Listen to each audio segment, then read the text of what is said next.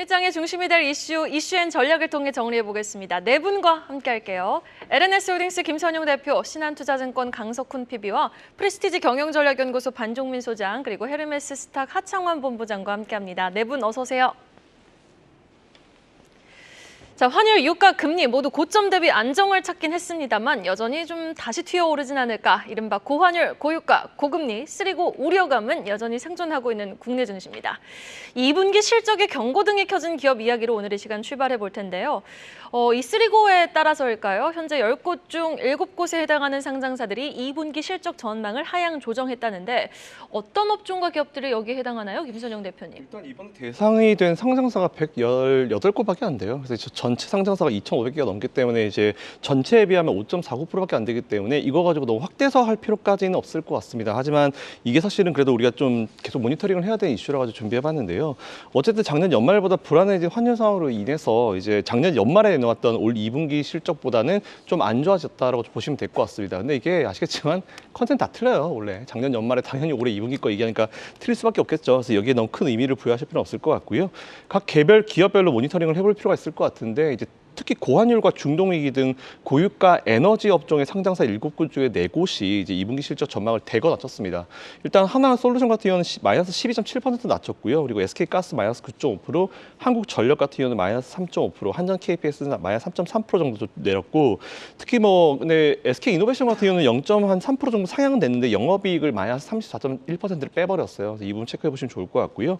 그리고 2차전지를 포함한 전기 부분, 장비 부분이 13곳 중에 11곳을 하향 조정했다는 그런 내용도 같이 발표를 했습니다. LG엔솔이 매출액은 마이너스 26.6%를 뺐고, 그리고 영업이익은 마이너스 66%를 뺐습니다. 아마 2분기까지 안 좋을 것이다라는 이런 내용들이 나온 것 같은데, 그 외에 에코프로, BM이나 이런 기업들, 특히 2차전지 같은 경우는 보통 이제 해외 수출이 대부분이라서 고환율 수혜 기업이라 보시면 될 것 같은데, 이것보다 전기차 캐즘 현상과 맞물려서 환차손이 발생할 거다라는, 환차익 혜택을 누리기 어려울 것 같다는 분석이 좀 나온 것 같습니다. 일단 이거는 예상이기 때문에 참고만 해보시면 될 것 같고요.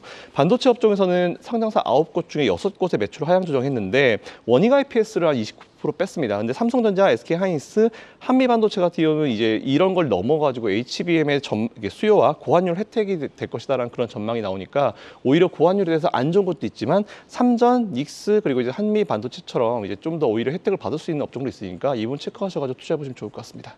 네, 이어서 SK하이닉스의 새로운 소식이 하나 나왔습니다. 그거 먼저 짚어보겠습니다. SK하이닉스가 중국 파운드리자 회사의 지분 절반을 중국 국영기업한테 매각하기로 결정했다. 이런 소식이 전해졌습니다. 중국 반도체 시장에서 경쟁력을 확보하기 위한 움직임으로 풀이되는데 리스크는 없는지 관련 내용은 반종민 소장이 자세하게 정리해 주시죠. 예, SK 파운드리 자회사 우시 법인 지분이라고 좀 보시면 될 것 같고요. 좀 우시 법인으로 좀 칭하겠습니다. 근데 이 지분에 대해서 49.9%를 WIDG라고 있는데 여기에 단계적으로 넘기는 계약을 좀 체결을 했습니다. WIDG의 경우에는 중국 우시 정부가 세운 국유 기업이고요. 현재 한 63개 기업을 좀 운영 중이다 보니까 여기에 따라 이제 중국 기업이다라고 좀 보시면 될 것 같고요. 지난달 지분 양도 협의를 좀 시작한다고 밝혔는데 지금 이렇게 좀 내용이 나왔다라고 보시면 될 것 같습니다. 앞으로 좀 스케줄을 확인을 해보면은 10월 말까지 우시법인 지분 21.3%를 3%와 공정 기술 등의 무형자산 등을 WIDG에 매각하기로 좀 결정이 됐기 때문에 이 점을 좀 참고를 하셔야 될 것 같고요. 이후에 WIDG는 우시법인이 진행을 하는 22억 달러 규모의 제3자 배정 유상자에 참여할 예정이고 그렇게 되면은 지금 지분을 추가적으로 28.6%를 추가 확보할 전망이기 때문에 이렇게 되면은 우시법인 관련된 SK하이닉스의 시스템 IC와 WIDG에 대해서는 50.1% 대 49.9%로 확대되게 됩니다. 이러한 흐름들을 좀 진행을 한 것은 뭐냐면은 구형 반도체에 대해서 지금 우시법인이 생산을 하고 있는데 중국 쪽에 좀 확장을 하기 위한 것으로 좀 보여지고 있고 점유율을 굉장히 좀 차지하기 위한 마련이다라고 좀 말씀드릴 수 있을 것 같고요. 특히 이제 중국의 구형 반도체 시장에 대해서 겨냥한 것으로 좀 보여지고 있기 때문에 이게 좀 제대로 완착이 된다 하면은 SK하이닉스 쪽에서도 굉장히 좀 긍정적인 역할을 할 수 있지 않을까라는 말씀드립니다. 다만 이제 여기에 대해서도 좀 리스크적인 부분들이 있는데 현재 미 정부가 18나노미터 이하의 공정 D램과 128단 이상의 낸드 그리고 14나노미터 이하의 로직 반도체 수출을 좀 막고 있는데요. 이러한 영향이 좀 일부는 좀 있을 수 있습니다. 그렇지만은 지금 우시 법인에 대해서는 28나노미터 구형 반도체를 통해서 진행을 하고 있기 때문에 미국의 그 반도체에 대해 제재에 대해서 사정권에 좀 벗어나 있는 상황이다 보니까 이 점에 대해서는 향후에 어떤 내용이 나올지는 반드시 좀 체크를 해야 되지 않나라는 말씀드립니다. 일단 SK 하이닉스 분위기가 좋아서 상승 흐름들은 계속 좀 지속적으로 유지될 것 같고요. 우시 법인 지분 매각은 한 10월 말로 예정이 되어 있기 때문에 2분기까지는 아직까지 좀 무난하게 그 SK 하이닉스에 대한 주가 상승을 좀 더 열어볼 수 있을 것 같고, 미국 대선이 11월로 좀 예정이 되어 있다 보니까 어떻게 보면 그 제재에 대한 완화 가능성을 두고 좀 진행한 것이 아닌가, 그렇게 볼 수 있을 것 같습니다. 그래서 SK 하이닉스는 계속 좀 더 지켜보고 긍정적으로 바라봐도 되는 시각이다라는 말씀드립니다. 네, 요즘에 3나노, 4나노 얘기 나오는데 28나노 주로 생산한다고 합니다. 그래서 영향은 뭐 크지 않을 것 같다. 우리 직접적인 타격은 이런 얘기였던 것 같습니다. 네, 지금 카카오 실적이 발표됐는데요. 매출도 좀 띄워주실 수 있을까요? 영업이익은 1,203억 원을 기록을 했고요. 매출 2조 원 나왔으니까 매출 2조 원을 달성했네요. 그래도 2조 원 못 미칠 거라고 예상을 했는데 일단은 매출 2조 원 달성했고요. 영업이익은 1,200억 원대를 기록을 했습니다. 오늘 네이버 야후 파이낸스 관련해가지고 뭐 야후 이제 재팬 야후 관련해서는 좀 부정적인 뉴스가 나왔긴 했지만 예, 라인 야후. 카카오 그룹주들은 또 반등에 성공해줄 수 있을지 여부 한번 주시해 보셔야겠습니다. 그러네요. 자, 반도체 이슈 체크해봤고요. 이어서 호실적을 발표한 크래프톤 소식도 한번 체크해보겠습니다. 파죽지세 크래프톤, 영원히 기록될 명작이죠. 바로 배틀그라운드 인기에 힘입어 또 한 번 역대 최대 분기 매출을 올린 크래프톤. 게임주 중 유일하게 추세가 살아있는 기업이기도 한데요. 최근 주가 7거래일 연속 빨간불을 켜내며 어제 52주 신고가를 경신했는데 올해 또 신작 모멘텀이 있지 않습니까? 추가 상승 여력, 강석훈 PB는 좀 어떻게 보세요? 예, 그 크래프톤의 경우에는 게임주에 몇 안 되는 유망주라고 보고 있습니다. 지난 한 해는 이 게임사들 안에서 좀 다사다난했던 그런 해라고 보고 있습니다. 이 게임 섹터는 사실상 거의 완전히 이제 소외된 것과 다름이 없었는데요. 이 진흙 속에서 실적으로 빛나는 두세 개의 진주가 있는데 그 중에 가장 빛나는 회사가 바로 이 크래프톤이라고 보고 있습니다. 마케팅 차원에서 자체 개발작들의 출시 일정을 조정 중이고요. 다켄다커 모바일의 경우에는 3분기 순차적으로 런칭할 것이고, 인조이과 블랙버짓이라고 하는 것은 내년인 2025년 출시, 그리고 쿠키런 킹덤이라고 하는 것은 연내 출시라고 하는 것들이 차차 있기 때문에 이런 것들에 대한 모멘텀도 충분히 살아있다고 보고 있고요. 이런 펍지 IP의 이익 체력이 증가함에 따라서 최근 실적 신작 모멘텀에 따라서 주가도 같이 함께 상승하고 있습니다. 그렇지만 여전히 밸류 부담이라고 하는 것은 낮은 편이라서 크래프톤 계속 좋게 바라보고 있고요. 통상적으로 비수기인 2분기이지만 영업이익 측면에 있어서 작년보다 큰 성장을 볼 것으로 기대하고 있기 때문에 크래프톤 여전히 좋게 바라보고 있습니다. 펀더멘털을 좋아하시는 고액자산가들이 지난 3주 동안 계속해서 담아가는 종목이기 때문에 실적 상승과 신작 모멘텀이라고 하는 걸 갖고 가는 크래프톤 계속 좋게 바라보고 있습니다. 네, 게임주 중 몇 안 되는 유망주인 크래프톤 올해 실적 상승세 계속될 것으로 진단해 주셨습니다. 다음 소식입니다. 자, 다음 달 애플의 연례 개발자 컨퍼런스 WWDC가 예정돼 있죠. 이를 앞두고 아이폰 수혜주로 꼽히는 종목들에 대한 매수세 이어지고 있습니다. LG노텍, LG디스플레이, BH 이런 종목들이 급반등하는 모습인데 이 중에 어떤 게 제일 낫습니까? 하창원 본부장. 네, 뭐 LG노텍이 제일 낫다라고 보고는 있는데요. 지금 만약에 좀 기술적으로 접근한다면 BH로 보시는 게 조금 더 낫지 않을까라는 두 가지 종목을 좀 말씀을 드리겠습니다. 일단 말씀 주신 것처럼 WWDC에 대한 기대감이 굉장히 높아지고 있는 상황이고, 이제 결국에는 이제 온디바이스를 탑재하는 그런 기기들이 많이 늘어난다라는 부분에서의 수혜가 상당히 좀 늘어날 것으로 보여주고 있습니다. 그래서 최근에 반도체의 움직임을 보시면 이제 HBM 쪽에서 아예 IT 쪽으로 좀 확장이 되는 이런 흐름들이 나타나고 있고요. 그와 연관되어 있었던 종목군들의 좀 주가의 바닥권에서의 반등 기조들이 나타나고 있거든요. 그렇기 때문에 거기에 따른 좀 턴어라운드 흐름들을 바라보시면 좋을 것 같고, 결국에는 이제 AI 투자에 대한 어떠한 얘기들이 나오는지가 좀 핵심이지 않을까라고 보고 있는 상황이고, 이건 글로벌 빅테크 기업들이 대거 좀 노력을 하고 있는 부분이다 보니까 기대감 자체는 앞으로 향후 가면 갈수록 굉장히 높아지지 않을까라고 보여집니다. 그리고 3월달 아이폰 판매량, 중국 판매량도 다시 좀 증가하는 이런 추세가 나타났다라는 점, 그다음 버크셔 해서웨이 주총에서 이런 워런 버핏이 얘기했었던 그런 내용들을 좀 같이 살펴보신다라고 한다면 충분히 눌림목에서의 좀 기회도 애플도 좀 같이 관심을 가져보시면 좋을 것 같고요. 애플의 가격 반등이 나온다라고 한다면 당연히 이제 부품단에서의 이런 종목군들의 좋은 기조들도 유지가 될 수 있으니까 그런 부분들 잘 참고해 보시면 좋을 것 같습니다. 네, 알겠습니다. 자, 그러면 공시와 리포트 확인해 보기 전에요. 이어서 바이오 소식도 한번 체크를 해보도록 하겠습니다. 바이오 공시인데요. 어제 삼성 바이오로직스가 미국 대형 제약사 일라이릴리와 2,500억 원 이상 증액 계약을 체결했다고 공시했습니다. 글로벌 빅파마들과의 대규모 계약을 계속해서 늘리고 있는 삼성 바이오로직스. 덕분에 올해 매출 4조 원을 목표로 하고 있는 상황인데 현 시점 투자 매력도 김선영 대표님께 한번 들어볼까요? 이게 제가 보니까 2019년도 최초 계약했을 때보다 계약 금액이 5배 올라갔더라고요. 이제 2번 정도 이제 증액 계약을 했는데 증액 계약이라는 거는 기본적으로 이제 어떤 물품을 처음에 줬을 때 얘들 잘하네 싶으면 계속 이제 증액을 하는 그런 방식이라 보시면 될 것 같습니다. 일단 지난 3월 달에도 벨기에 본사를 둔 글로벌 제약사 UCB라고 하죠. 여기랑 3,819억 규모의 이제 증액 계약을 했고요. 이어서 이제 MSD와도 928억 규모의 신규 계약을 하면서 1,546억의 증액 계약을 잇따라 체결을 했습니다. 증액 계약 되니까 당연히 이제 전체적인 매출이 많이 잡히는 건 사실인 것 같고요. 지난 1분기의 기준 수주 매출액 규모를 보니까 6,292억이 나왔는데 이게 작년 최고치를 기록한 수주가 그때 당시에 제가 알기로 3조 5천억 정도가 됐었던 것 같은데 거기에 18%에 해당하는 금액입니다. 그 정도로 굉장히 지금 수주를 잘 이어가고 있다는 그런 부분인 것 같고요. 이번에 일라일릴리 같은 경우도 이제 계속 이제 증액이 되고 있는 이유를 보니까 일라일릴리 아토피 치료제죠. 이제 레브리키주맙이나 아니면 알츠하이머 치료제 도나네맙 이것 때문에 이제 이슈가 좀 있는 것 같습니다. 최근에도 뭐 다양한 고객사로부터 이제 CMO나 이제 CDO 문의를 많이 받고 있는 상황이기 때문에 제가 봤을 때 중장기 수혜가 될 수 있을 거다라고 판단되고 있고요. 문제는 이제 이게 투자를 할 때 단가가 너무 높은데라는 그런 생각이 많이 드실 텐데 제 개인적인 소설을 좀 써보면은 어느 정도 시점이 좀 정확하게 좀 돌아왔을 때 스플릿을 한번 해봐도 나쁘지 않겠다라는 그런 개인적인 생각도 한번 해봤습니다. 어쨌든 삼성 바이오로직스에 대한 투자 매력은 앞으로도 이어질 거니까 이번 체크해 보시면 좋을 것 같습니다. 네, 알겠습니다. 자, 그럼 계속해서 오늘 아침에 나온 공시와 이슈도 한번 확인해 보도록 하겠습니다. 리포트 확인해 보고 올게요. 이은 캐스터입니다. 오늘 아침에 나온 리포트 정리해드리는 가장 빠른 리포트 앤 공시 시간입니다. 상향 리포트로는 크래프톤과 CNC 인터내셔널 리포트가 발간됐고요. 한편 KB증권은 신세계와 신세계 인터내셔널 목표가를 각각 24만 원과 21만 원으로 하향 조정했습니다. 대신증권은 SM 목표가를 12만 원으로 유지했습니다. 자, 그럼 이 중 먼저 목표가가 상향 조정된 크래프톤부터 살펴볼까요? 한국투자증권은 크래프톤 목표가를 26만 원에서 31만 원으로 높여 잡았습니다.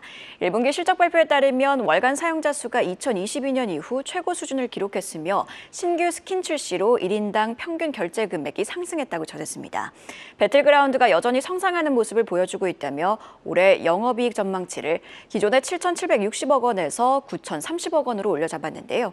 이외에도 대신증권은 이날 크래프톤 목표가를 34만 원으로 상상인증권은 40만 원으로 상향 조정했습니다. 이어서 화장품 제조기업인 CNC 인터내셔널입니다. 메리츠증권은 1분기 실적을 두고 소비재의 정석적인 면모를 보여줬다고 판단했습니다. K뷰티 열풍이 지속되면서 국내 고객사 수주가 폭증했다고 진단했는데요. 이런 수요 증가에 대응해 생산 능력 확장에도 적극적으로 나서고 있다고 진단했습니다. 따라서 구조적으로 외연을 키우고 있다고 했는데요. 중소형 화장품 대장의 면모를 과시하고 있다고 전했으며 이런 점을 반영해 목표가를 9만 3천 원에서 10만 원으로 상향 조정했습니다. 다음으로 목표가가 하향 조정된 신세계입니다. KB증권은 신세계와 관련해 백화점 매출이 예상을 하회했지만 까사미아, 센트럴시티 등 그 외 자회사들의 실적이 호조를 보이며 1분기 실적이 예상에 부합했다고 진단했습니다. 백화점과 면세 부분 실적 전망 변경으로 하지만 전체 영업이익 전망을 기존 대비 6% 내려잡았다고 진단했는데요. 따라서 목표가를 25만 원에서 24만 원으로 하향 조정했지만 양호한 실적 대비 저평가되어 있는 건 사실이라며 투자 의견은 매수로 유지했습니다. 지금까지 가장 빠른 리포트 앤 공시 이혜졌습니다. 얘기만 나오죠. 네, 이번에는 AI 의료기기 관련 소식 하나 살펴보도록 하겠습니다. 삼성이 의료기기 사업에 다시 도전장을 냈습니다. 의료기기 자회사 삼성 메디슨을 통해서 프랑스의 스타트업 소니오 지분 전량을 인수하는 계약을 체결했습니다. 삼성이 AI 의료기기 시장에서 주도권을 잡을 수 있을지 반종민 소장 어떻게 보고 계십니까?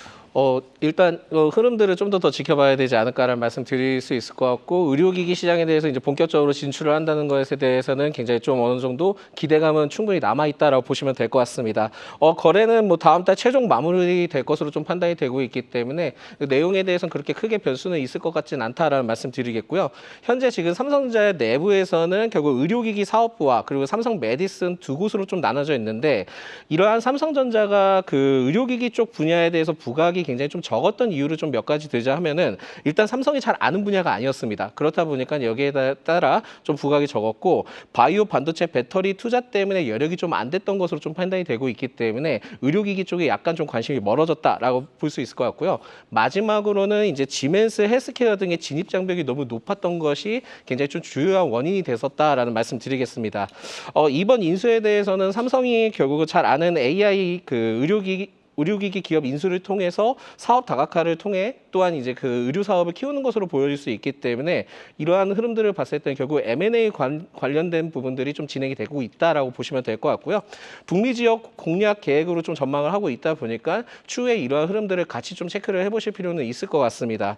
그렇지만은 삼성 메디슨의 경우에는 지금 KOTC에 상장이 되어 있기 때문에 실제 지금 우리가 알고 있는 주식 거래에 대해서는 거래가 쉽지는 않다는 점을 말씀을 드릴 수 있을 것 같고 가중 평균가를 좀 확인을 해보니까 6,930원을 좀 기록을 하고 있더라고요. 그렇다 보니까는 일반 지금 현재가 매매가랑 좀 다른 점으로 그 지금 종가가 형성이 되어 있다라고 좀 말씀을 드릴 수 있을 것 같습니다.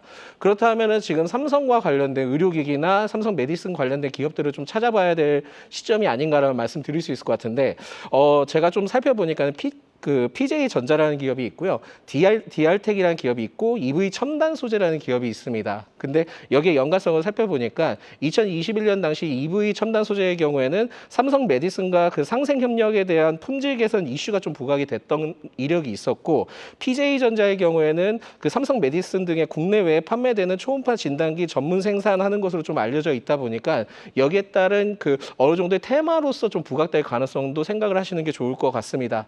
그렇지만 이 기업들의 경우에는 시가총액이 다소 좀 낮기 때문에 접근하기에는 좀 어렵지 않을까라는 말씀드리겠고 오히려 지금 시점을 봤을 때는 DR텍이라는 기업을 좀 같이 주목을 해볼 필요가 있지 않나라는 말씀드립니다.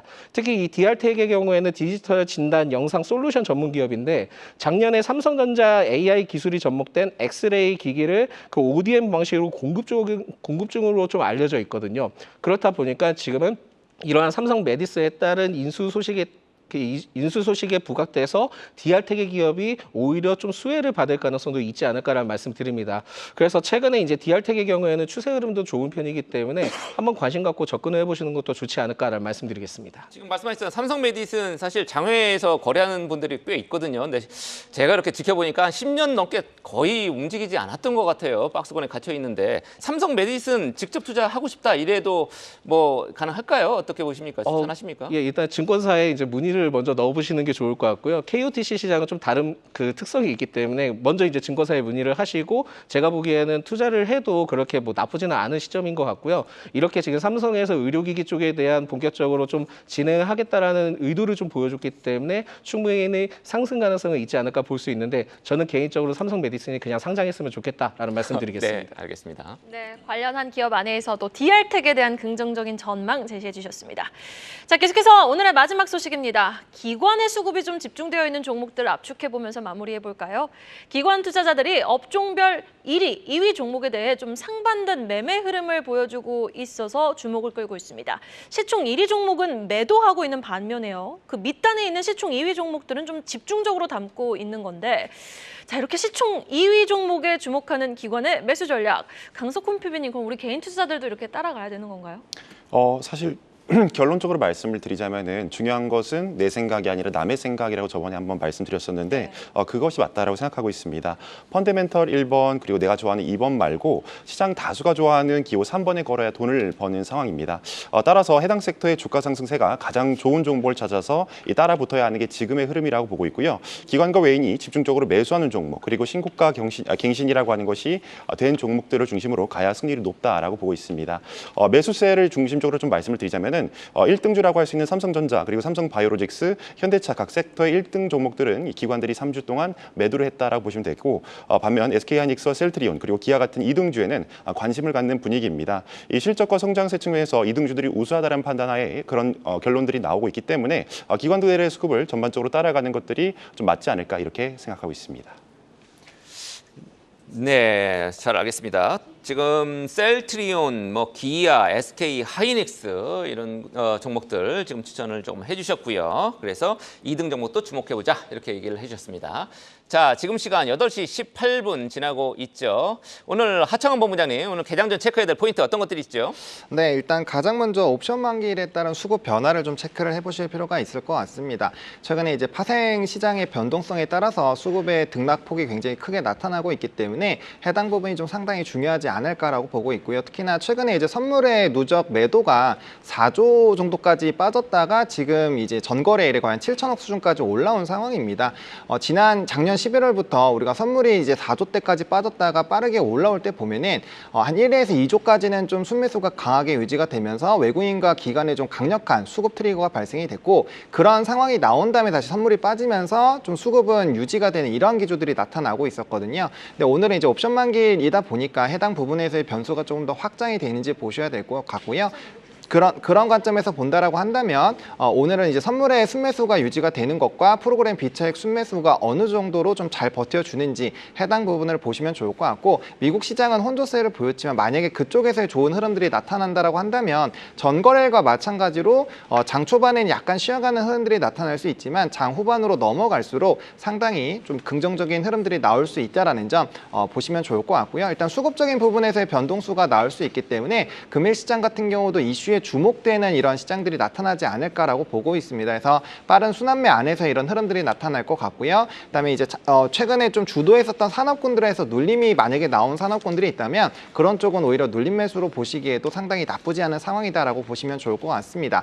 그리고 두 번째로는 국채 금리가 소폭 반등을 했습니다. 아무래도 이제 연준 의장들이 발언들을 조금 반영을 하고 있는 것 같은데요. 또 금일 같은 경우도 또 기타 연준 의장들의 발언들이 있습니다. 아무래도 뭐 리사 쿡이라 든지 수잔 콜린스 그리고 뭐 필립 제퍼슨 이런 쪽에서의 이런 얘기들이 나올 거기 때문에 해당 기조가 어떻게 나오는지에 따라서 변수가 나올 것 같고요. 또 금일 밤에 VOE의 또 통화 정책이 있기 때문에 그런 부분들이 이제 달러에 어느 정도로 영향을 미치느냐, 달러 인덱스에 영향을 미칠 거고 그게 이제 또 환율에 영향을 미칠 수가 있거든요. 그래서 장중에 이런 환율의 기조들을 잘 살펴보시면 거기에 따른 좀 선제적인 대응이 가능하다라는 점을 보시면 좋을 것 같고, 아무래도 이제 달러 부분이 좀 강한 흐름들이 유지가 된다라고 한다면 기술주가 다시 한번 좀 부담스러운 상황들이 나타날 수 있다라는 점에서 좀 중요한 포인트가 되겠습니다.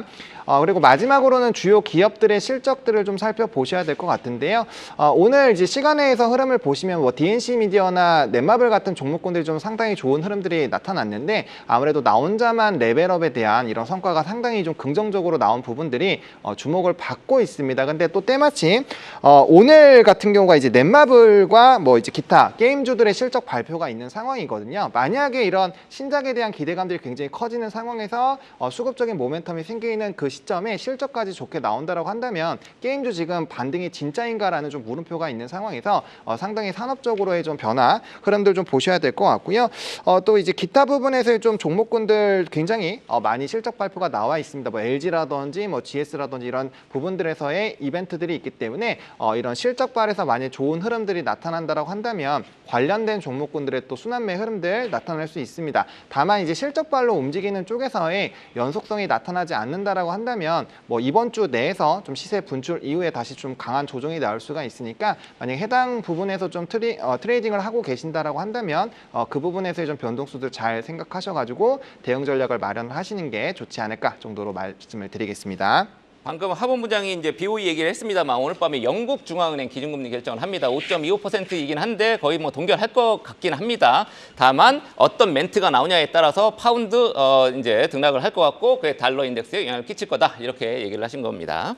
네, 국내 증시 좀 한 번 더 살펴보도록 하겠습니다. 카카오 실적 좀 뜯어봐야 될 것 같은데 지금 일단 매출이 2조 컨센 넘냐 안 넘냐 이게 좀 중요했는데 정확한 수치로는 지금 1조 9,884억 원을 찍었거든요. 톡비즈라든지 뭐 이제 콘텐츠 그리고 카카오톡 이런 쪽에서는 지금 견조한 성장을 기록을 했습니다. 조직 통합도 있고 뭐 SM 관련해가지고도 이제 긍정적인 이슈가 있는데 네이버는 또 부정적인 뉴스가 나왔단 말이에요. 카카오의 주가 힙이 오늘 좀 엇갈릴까요?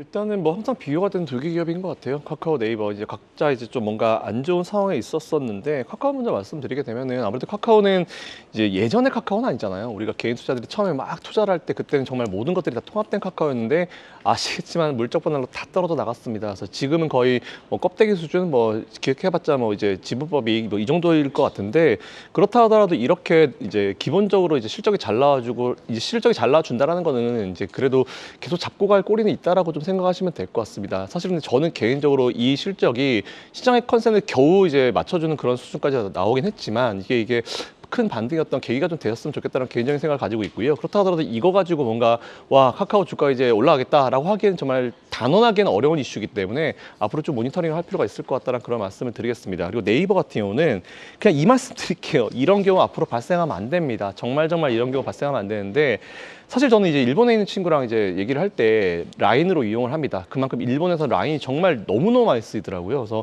일단은 이렇게 많이 쓰이는 이 라인 같은 경우는 우리나라에서는 사실 카카오에 좀 밀려 있는 분위기긴 하지만 우리나라는 이제 제가 알기로 이제 미래에셋이랑 했었나 이제 어떤 사업을 도모를 했었는데 우리나라 쪽은 안 됐어요. 근데 일본 쪽은 카카오가 워낙 이제 라인이 워낙 잡고 있기 때문에 이게 2011년도에 6월달에 일본 출시하고 나서 이제 소프트뱅크 합작을 시키고 이제 그 이후에 쭉쭉 진행되어 왔었는데 어쨌든 뭐 지켜야 되는데 앞으로 이런 상황 발생하지 않았으면 좋겠다. 뭐 이렇게 짧게 마무리하면 될 것 같습니다.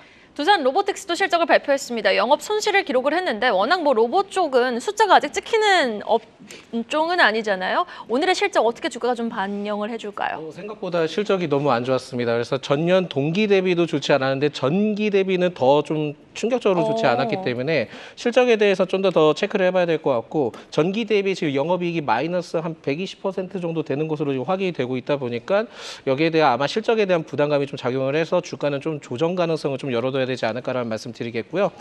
기본적으로 이거는 좀 체크를 하셔야 될 것 같습니다. 상장한 다음에 반드시 좀 공모가를 체크를 하셔야 되는데 두산 로보틱스 공모가가 제가 알기로는 지금 현재 주가보다 굉장히 밑에 있거든요. 그렇다 보니까 이 하반까지는 열어두기에는 좀 무리가 있을 수는 있겠지만은 조정 가능성은 계속 좀 보고 생각을 하셔야 될 것 같고 추후에 실적이 찍히면은 그때 접근해도 늦지는 않을 것 같습니다. 네, 알겠습니다. 오늘의 시간 이렇게 네 분과 이야기 나눠봤습니다. LNS 홀딩스 김선용 대표, 신한투자증권 강석훈 PB, 프레스티지 경영전략연구소 반종민 소장과 헤르메스 스탁 하창환 본부장이었습니다. 오늘 네 분 정말 수고 많으셨습니다. 계속해서 다양한 경제 이슈를 알고 싶다면 구독과 좋아요, 알림 설정 부탁드립니다. AI 캐스터 권미정이었습니다.